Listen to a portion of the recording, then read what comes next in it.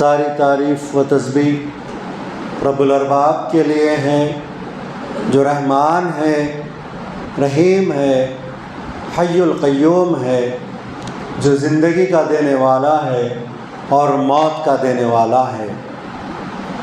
انگنت درود ہمارے نبی محمد مصطفیٰ صلی اللہ علیہ وسلم پر، اللہم صلی علی محمد وعلی آل محمد کما صلیت علی ابراہیم وعلی آل ابراہیم انک حمید مجید، اللہم بارک علی محمد وعلی آل محمد کما بارکت علی ابراہیم وعلی آل ابراہیم انک حمید مجید۔ سب سے پہلے میں اللہ تعالیٰ کا شکر ادا کرتا ہوں کہ اللہ تعالیٰ نے آپ لوگوں کے بیچ پھر ایک مرتبہ بات کرنے کا موقع دیا ہے، اور آج کا میرا جمعے کا عنوان ہے جنت میں لے جانے والے اعمال۔ وہ کون کون سے اعمال ہیں جو ہم کو جنت میں لے جاتے ہیں؟ اللہ تعالیٰ ہم سے قرآن میں فرماتے ہیں وَمَا خَلَقْتُ الْجِنَّ وَالْإِنسَ إِلَّا لِيَعْبُدُونَ، ہم نے جن اور انسانوں کو ہماری عبادت کرنے کے لیے پیدا کیا ہے۔ ہم کو ایسے ہی پیدا نہیں کیا، اللہ تعالیٰ نے ہم کو اللہ کی عبادت کرنے کے لیے پیدا کیا ہے، لیکن انسان یہ سمجھا ہوا ہے کہ جیسے ہی رمضان آیا رمضان کے روزے رکھیں گے، رمضان میں 5 وقت کی نماز پڑھیں گے، رمضان میں قرآن کی تلاوت کریں گے۔ جیسے ہی رمضان چلا گیا اور آپ اور ہم نے دیکھا کہ فجر کی نماز میں آج بھی ہماری مسجدیں پھر سے غیر آباد ہو چکی ہیں۔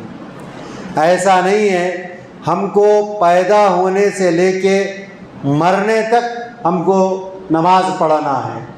پیدا ہونے سے لے کے مرنے تک کیا ہے؟ جب سے نماز فرض ہوئی، جب سے قرآن کی تلاوت کرنا ہے، جب سے ہم تمام لوگوں کو اللہ کی عبادت کرنا ہے۔ لیکن کچھ لوگ یہ سمجھے ہوئے ہیں کہ نماز کیا ہے؟ فرض صرف رمضان کے لیے ہوئی، رمضان میں نماز ادا کرتے ہیں، پھر اس کے بعد اللہ کی مسجدوں سے دور چلے جاتے ہیں، پھر جمعہ کے دن دکھتے ہیں، پھر اس کے بعد اللہ کی مسجدوں سے دور چلے جاتے ہیں۔ نہیں، ہم تمام لوگوں کو چاہیے کہ نمازوں کی پابندی مرنے تک کرنا ہے۔ کیوں؟ اگر کوئی یہ سمجھا ہوا ہے کہ میں بھائی پوری عبادت کر لیا اب مجھ کو جنت ملنے والی ہے، اگر کوئی یہ سمجھ رہا ہے کہ رمضان کی عبادت میں جنت مل جائے گی، اس کے بعد اب نماز پڑھو یا مت پڑھو کوئی فرق نہیں پڑتا، نہیں، نماز ہم کو کیا ہے؟ فرض کی گئی ہے، اور نماز پیارے نبی صلی اللہ علیہ وسلم کی آنکھوں کی ٹھنڈک ہے۔ نماز ہم کو مرنے تک فرض ہے دوستو، اس لیے نمازوں کی پابندی کرنا ہے۔ ہم یہ نہیں سمجھنا کہ رمضان کی عبادت کر لیے تو شب قدر کا بھی ثواب مل گیا اور پوری عبادتوں کا ثواب مل گیا، ایسا نہیں ہے۔ کیوں نہیں ہے؟ سعد ابن معاذ رضی اللہ تعالیٰ عنہ کا واقعہ میں آپ لوگوں کے سامنے رکھنا چاہتا ہوں۔ سعد ابن معاذ 30 سال کی عمر میں اسلام قبول کرے، اور انہوں نے محنت کی اسلام کے اوپر، ایسے جید صحابی بنے۔ 36 سال کی عمر میں ان کا انتقال ہوا۔ 36 سال کی عمر میں جب ان کا انتقال ہوا تو آسمان سے فرشتہ لہراتا ہوا آ کے اللہ کے نبی سے کہتا ہے، اے اللہ کے نبی، سعد ابن معاذ کے لیے کیا آسمان میں فرشتے ان کا ویلکم کرنے کے لیے مبارکبادی دے رہے ہیں ایک دوسرے کو۔ سعد ابن معاذ اتنے نیک صحابی تھے، اللہ کے نبی سے صحابہ اکرام نے کہا، اے اللہ کے نبی، سعد ابن معاذ ہٹے کٹے تھے، موٹے تازے تھے، بہترین تھے، لیکن ہم جب ان کا جنازہ اٹھا رہے ہیں، اے اللہ کے نبی، سعد ابن معاذ کا جنازہ بالکل ہلکا ہے اللہ کے نبی۔ پیارے نبی صلی اللہ علیہ وسلم نے صحابہ اکرام سے کہا، سعد ابن معاذ کے جنازے میں 70,000 فرشتے سعد ابن معاذ کے جنازے میں آئے ہوئے ہیں۔ پیارے نبی صلی اللہ علیہ وسلم جب تدفین کے لیے سعد ابن معاذ کو لے جایا گیا، جب قبر میں سعد ابن معاذ کی تدفین ہو رہی تھی، پیارے نبی صلی اللہ علیہ وسلم کے زبان سے الفاظ نکل گئے، سبحان اللہ، الحمدللہ، اللہ اکبر۔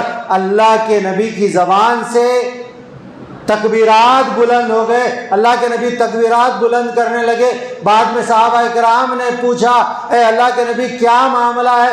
جیسے ہی آپ تدفین کرے، سعد ابن معاذ کی تدفین کے بعد آپ تکبیرات بلند کر دیے، کیا معاملہ ہے؟ تو اللہ کے نبی نے کہا اگر کسی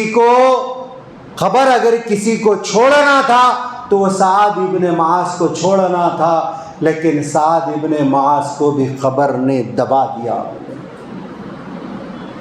جس کے جنازے میں 70,000 فرشتے شریک ہیں۔ آسمان میں فرشتے ایک دوسرے کو مبارکباد دے رہے ہیں، ویلکم کر رہے ہیں سعد ابن معاذ کی روح کو، لیکن ایسے سعد ابن معاذ کو بھی اللہ کے نبی نے کہا، سعد ابن معاذ کو بھی اگر خبر کسی کو چھوڑتی تو سعد ابن معاذ کو چھوڑتی تھی، لیکن خبر نے سعد ابن معاذ کو بھی نہیں چھوڑا۔ اس لیے دوستو سوچئے ہم کہاں پر ٹھہرے ہوئے ہیں، ہم کدھر ہیں؟ ہم یہ سمجھے ہوئے ہیں ہم کو جنت کی بشارت مل گئی، ہم یہ سمجھے ہوئے ہیں ہم ڈائریکٹ جنت میں چلے جانے والے ہیں۔ رمضان کی تھوڑی عبادت کرتے ہیں، قرآن کی تلاوت، رمضان آیا تو قرآن کو کھولتے ہیں، رمضان چلا جاتا ہے تو قرآن کو چھوڑ دیتے ہیں۔ رمضان کے بعد ہم ایسے ہو جاتے ہیں جیسے ہم بالکل جنت میں جانے والے ہیں، ایسا سوچتے ہیں۔ نہیں، دیکھیے، نظر ڈالیے، سعد ابن معاذ کی مثال میں نے اسی لیے دی کہ اتنے جید صحابی ہونے کے بعد بھی خبر نے ان کو دبا دیا۔ تو اسی لیے اللہ کی عبادت میں ہم تمام لوگوں کو رہنا ہے، ہم تمام لوگوں کو چاہیے کہ اللہ کی عبادت کریں، اللہ کے لیے سجدہ کریں، اللہ کے لیے نماز قائم کریں۔ صحابہ کرام رمضان کے بعد پیارے نبی صلی اللہ علیہ وسلم سے پوچھتے تھے، اللہ کے نبی ہم کو کیسے پتہ چلے کہ ہماری رمضان کی عبادتیں قبول ہو چکی ہے، ہم کو کیسے پتہ چلے؟ اللہ کے نبی نے کہا کہ رمضان کے بعد بھی اگر تم اللہ کی عبادت کرتے ہو، قرآن کی تلاوت کرتے ہو، نمازوں کی پابندی کرتے ہو، تہجد کا اہتمام کرتے ہو، اشراق کا اہتمام کرتے ہو، خیر خیرات کرتے ہو، رمضان کے بعد بھی تمہارا عمل جس طریقے سے رمضان میں تھا ویسے ہی اگر تم عمل کرتے ہو تو سمجھ جاؤ کہ تمہاری رمضان کی عبادتیں قبول ہو چکی ہیں۔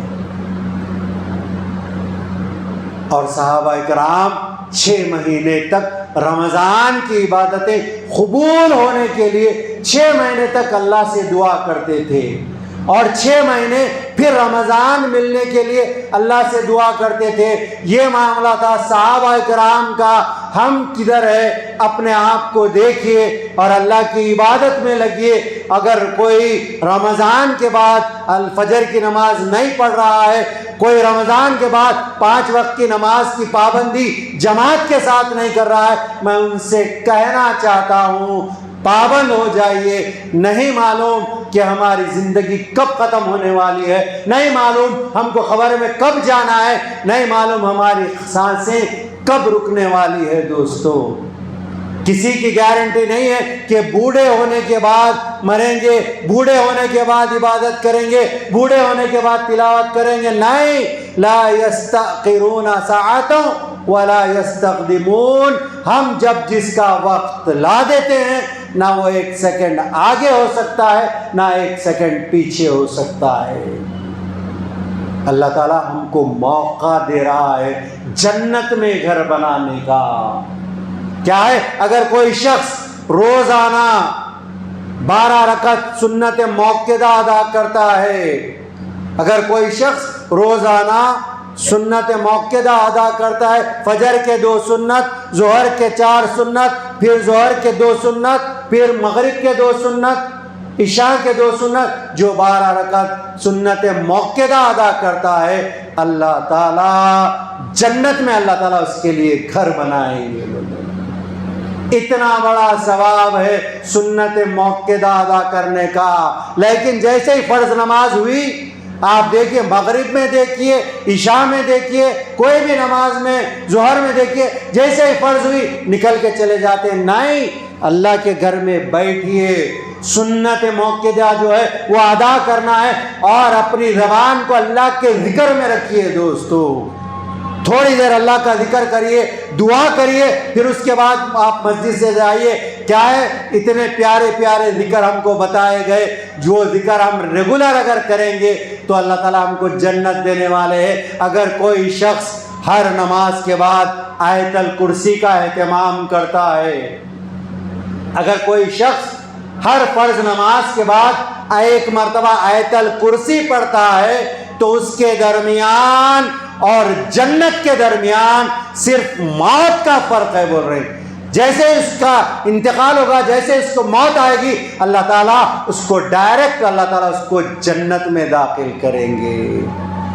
اس لیے کوئی بھی نیکی کو حقیر مت سمجھیے، ہر نیکی ہم کو کیا ہے، کام میں آنے والی ہے۔ اس لیے جو نیکی ہو سکے کرنا ہے، جتنا ہو سکے قرآن کی تلاوت کرنا ہے۔ اور میں آپ لوگوں سے کہوں گا، قرآن کی تلاوت اگر کسی سے نہیں ہوتی، پہلے تو کرنا ہے، اگر نہیں ہوتی تو کم سے کم روزانہ سورہ اخلاص 10 مرتبہ پڑھنا ہے۔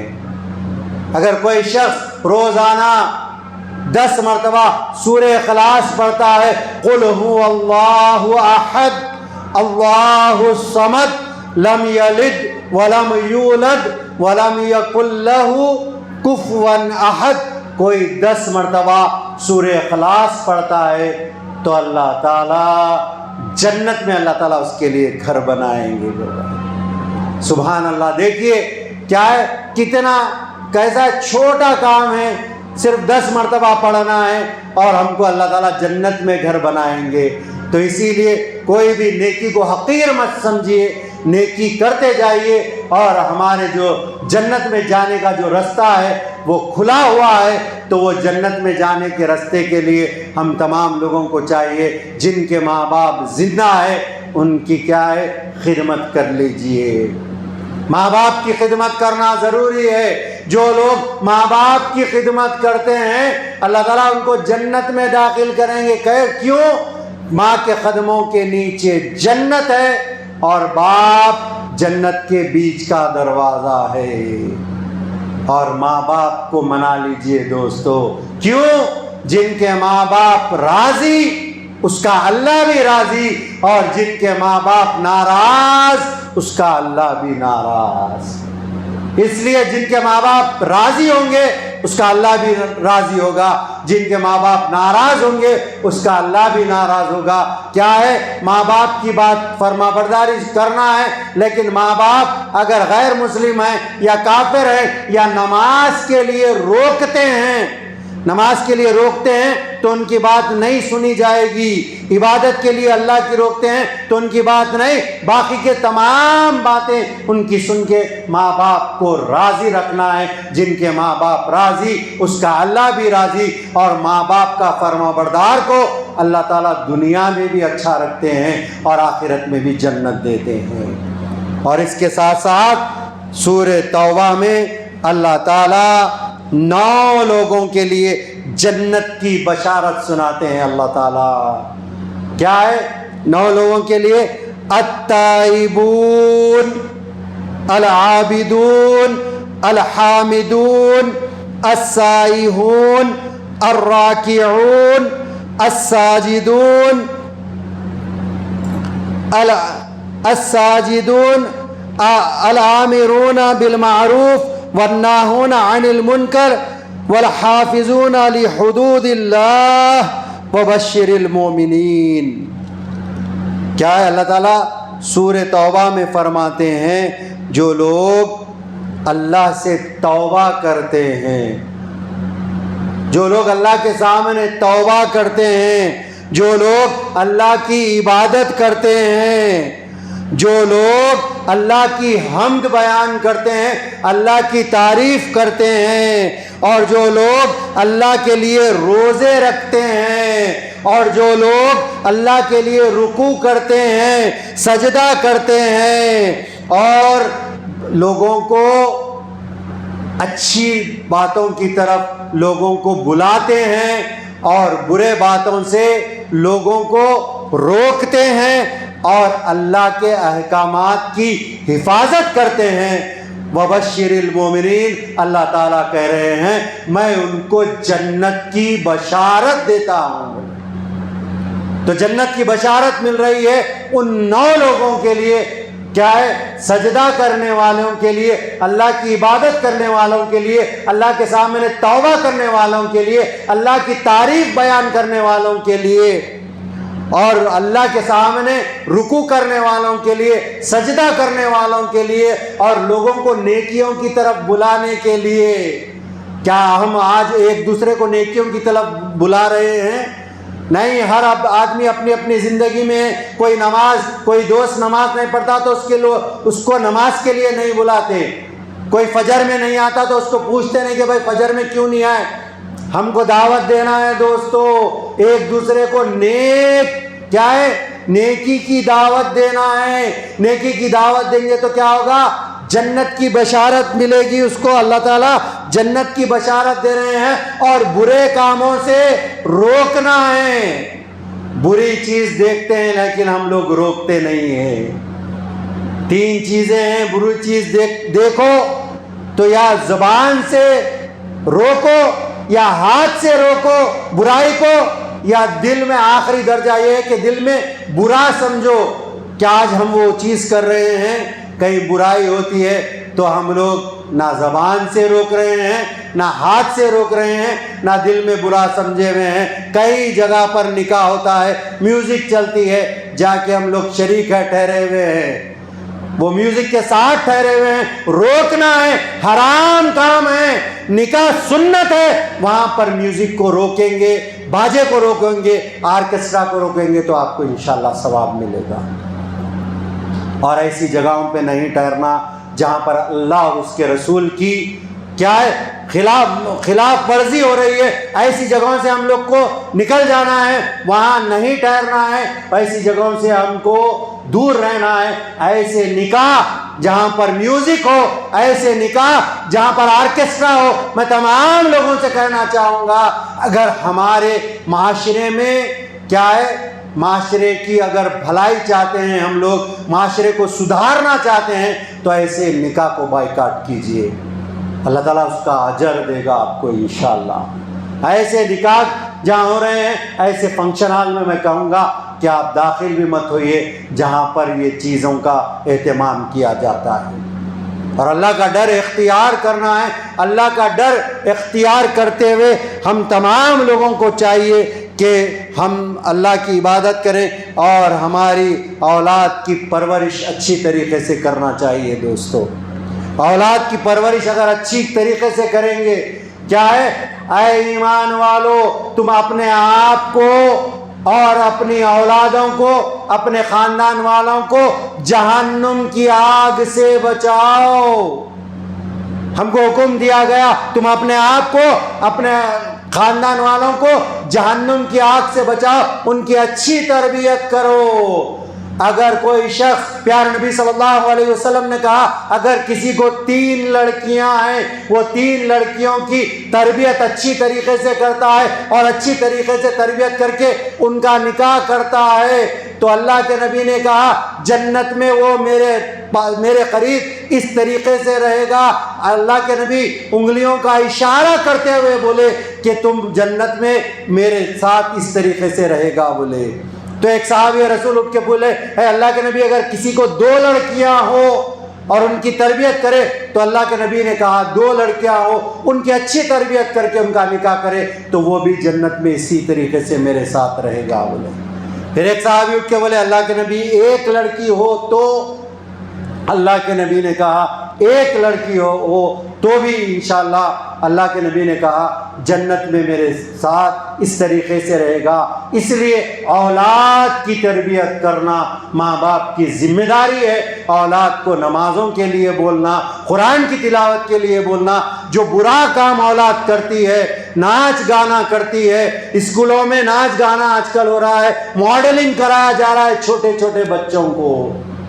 ہم تمام لوگوں کی ذمہ داری ہے کہ ایسے اسکولوں سے بچوں کو روکنا ہے، نیک تربیت دینا ہے، نماز کی پابندی سکھانا ہے، بچوں کو قرآن کی تلاوت کرنا سکھانا ہے، نیک کاموں کی طرف توجہ اگر دیں گے، اچھی ان کی تربیت کریں گے تو کیا ہے، ہم کو جنت میں کیا ملے گا؟ جنت میں اللہ تعالیٰ ہم کو مقام دیں گے اور پیارے نبی صلی اللہ علیہ وسلم کے قریب رہیں گے۔ بول رہے ہیں کیا ہم اور آپ نہیں چاہیں گے کہ پیارے نبی صلی اللہ علیہ وسلم کے قریب رہیں؟ تو قریب رہنے کے لیے نیک عمل کرنا ہے، نیک عمل کرتے ہوئے نمازوں کی پابندی کیجئے دوستو، جیسا رمضان میں پابند تھے رمضان کے بعد بھی پابند ہو جائیے۔ جو نبی سے محبت کرتا ہے، میں یہ گارنٹی دے رہا ہوں، جو اللہ کے نبی سے محبت کرتا ہے وہ کبھی نماز نہیں چھوڑے گا، کیونکہ اللہ کے نبی نے کہا میرے آنکھوں کی ٹھنڈک نماز ہے، اور اللہ کے نبی نے کہا مومن کی معراج نماز ہے۔ تو اسی لیے نمازوں کو پکڑ لیجئے، نوافل کا اہتمام کرنے کی کوشش کیجئے۔ اگر کوئی شخص فجر کی نماز کے بعد اسی جگہ پہ بیٹھ کے اذکار کرتا ہے، اللہ کا ذکر کرتا ہے، یہاں تک کہ سورج نکل آ جاتا ہے، اشراق کا وقت ہو جاتا ہے، اس وقت تک بیٹھ کے اگر ہم مسجد میں اللہ کا ذکر کریں اور اشراق کا جیسا ہی وقت ہوا 2 رکعت اشراق کے اگر نفل نماز ادا کر لیتے ہیں تو حدیث کے الفاظ ہے اللہ تعالیٰ اس کو مقبول حج اور مقبول عمرے کا ثواب دے گا۔ مقبول یعنی کامل حج، کامل، اللہ کے نبی حدیث میں کیا کہا؟ 3 مرتبہ کامل کامل کامل، مکمل حج۔ مکمل حج مطلب قبول ہو گیا اس حج کا، اس کو ثواب ملے گا اور ایک عمرے کا ثواب ملے گا۔ کیا ہے؟ 2 رکعت نفل نماز اشراق کے ادا کرنا ہے۔ کتنی دیر لگتی ہے؟ 6:16 کو اشراق کا وقت شروع ہو رہا ہے۔ اگر آپ مسجد میں بیٹھ جاتے ہیں، اتنی دیر اللہ کا ذکر کرتے ہیں اور دعاؤں میں اپنے آپ کو رکھتے ہیں، قرآن کی تلاوت کرتے ہیں، تو دیکھیے اللہ تعالیٰ مقبول حج اور مقبول عمرے کا ثواب دے رہا ہے، اور جس کا حج مقبول ہو گیا، قبول ہو گیا، عمرہ قبول ہو گیا، تو اس کو بے شک اس کو جنت ملنے والی ہے۔ اللہ تعالیٰ اس کے سارے گناہوں کو معاف کر دیں گے، بول رہے ہیں۔ اسی لیے اور اس کے ساتھ ساتھ ہم تمام لوگوں کو چاہیے جب بھی ہم دعا کریں تو 1 مرتبہ نہیں 3 مرتبہ دعا کرنا دوستو۔ اللہ کے نبی نے کہا تم جب بھی کوئی دعا مانگو 3 مرتبہ دعا مانگو۔ اگر کوئی شخص روزانہ یہ دعا کرتا ہے اللہم انی اسألک الجنہ، اللہم انی اسألک الجنہ، اللہم انی اسألک الجنہ، اے اللہ مجھے جنت میں داخل فرما۔ 3 مرتبہ کوئی یہ دعا کرتا ہے تو جنت اللہ سے دعا کر کے کہتی ہے اللہ اس بندے نے آپ سے مجھ کو مانگا ہے، جنت کو مانگا ہے، اے اللہ تو اس بندے کو جنت میں داخل کر دے۔ سبحان اللہ، یہ ثواب ہے دوستو۔ اور قبر کے عذاب سے بچنا ہے تو روزانہ عشاء کی نماز کے بعد سورہ ملک کا اہتمام کیجئے۔ سورہ ملک پڑھیے۔ سورہ ملک پڑھ کے اگر کوئی سوتا ہے، سورہ ملک ہماری کیا ہے؟ اللہ سے سفارش کرے گا، اے اللہ اس نے آپ کے کلام کو روزانہ پڑھا کرتا تھا، اے اللہ اس کو قبر کے عذاب سے بچا دیجئے۔ قیامت کے دن ہماری سفارش کرے گا، جنت میں داخل کرنے کے لیے سفارش کرے گا۔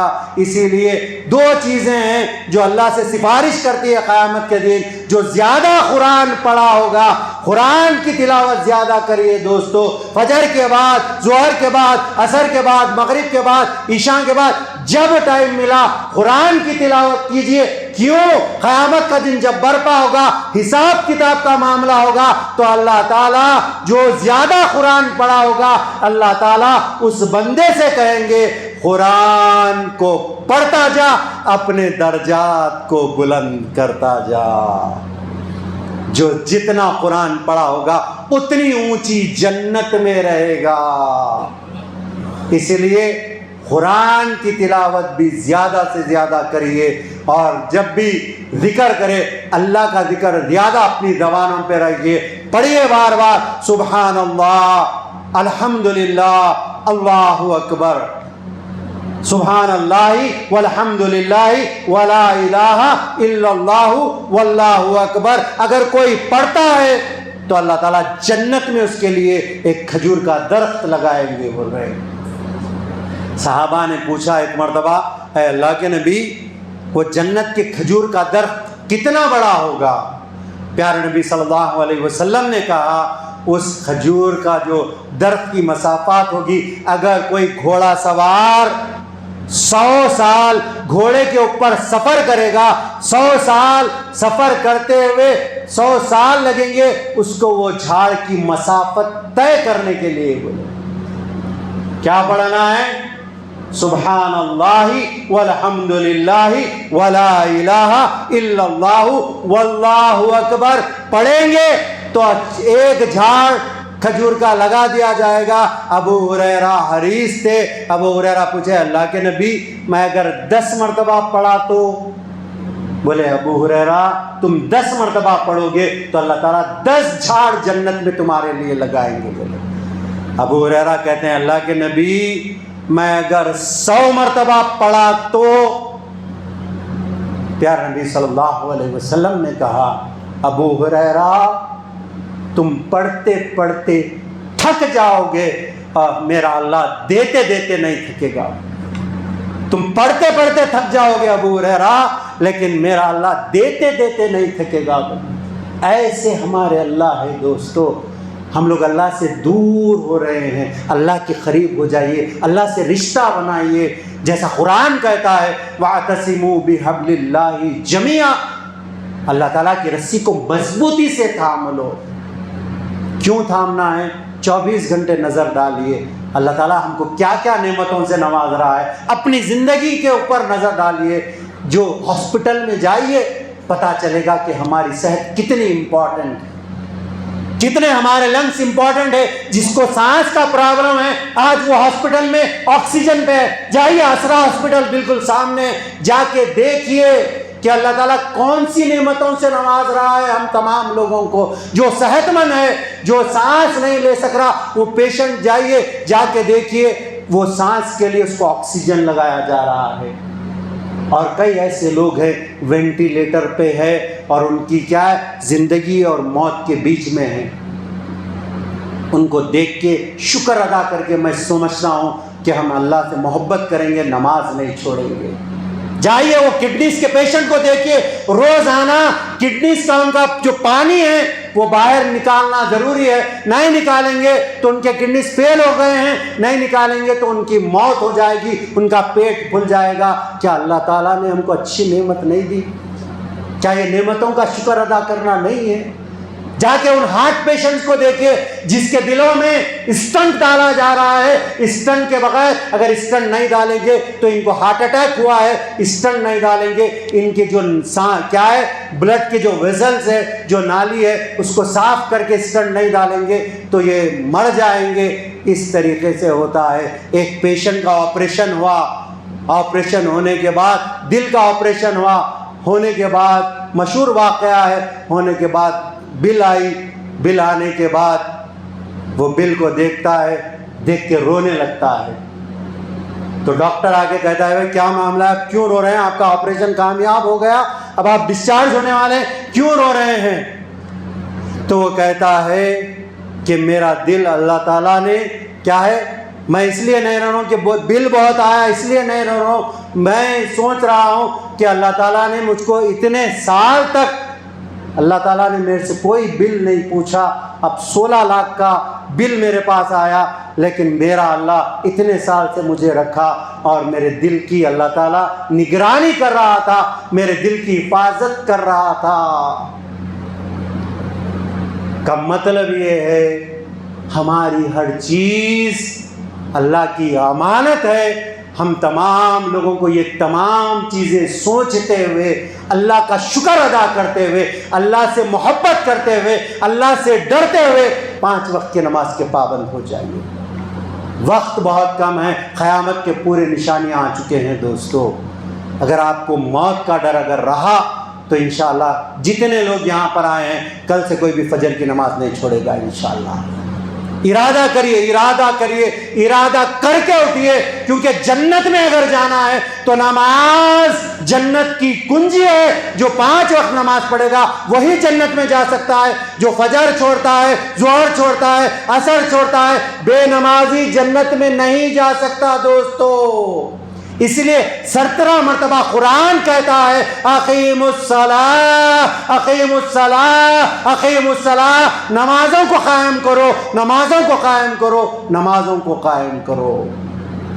انشاءاللہ بیٹھ کے ارادہ کریے کہ جنت میں جانا ہے تو یہ انشاءاللہ یہ تمام چیزوں کے اوپر ہم عمل پیرا ہوں گے تو اللہ تعالیٰ ہم کو جنت دینے والے ہیں۔ میں اللہ سے دعا کرتا ہوں اللہ تعالیٰ بولنے سے زیادہ، سننے سے زیادہ اللہ تعالیٰ ہم تمام لوگوں کو اللہ تعالیٰ عمل کرنے کی توفیق عطا کرے۔ اے اللہ جب تک زندہ رکھ، اسلام پہ زندہ رکھ، اے اللہ جب تک زندہ رکھ، 5 وقت کا نمازی بنا کر زندہ رکھ، اے اللہ جب تک زندہ رکھ قرآن کی تلاوت پڑھنے والا بنا دے، اے اللہ جب تک زندہ رکھ ہماری زبانوں کو اے اللہ آپ کے ذکر والی زبان بنا دیجئے، آپ کا ذکر کرنے والی زبان بنا دیجئے اللہ۔ اے اللہ جب تک زندہ رکھ ماں باپ کی خدمت کرنے والا بنا دیجئے، اے اللہ جب تک زندہ رکھ پڑوسی کا حق ادا کرنے والا بنا دیجئے، اے اللہ جب تک سانسیں ہیں دین کے دائی کا کام کرنے کی توفیق عطا فرما دیجئے، امین یا رب العالمین۔ اے اللہ پیارے نبی صلی اللہ علیہ وسلم کی سنتوں پہ عمل پیرا ہونے کی توفیق عطا فرما۔ اے اللہ حضور صلی اللہ علیہ وسلم کی رفاقت نصیب فرما۔ اے اللہ جس طریقے سے آپ نے ہم تمام لوگوں کو یہاں پر جمع کیا ہے، اے اللہ ہم تمام لوگ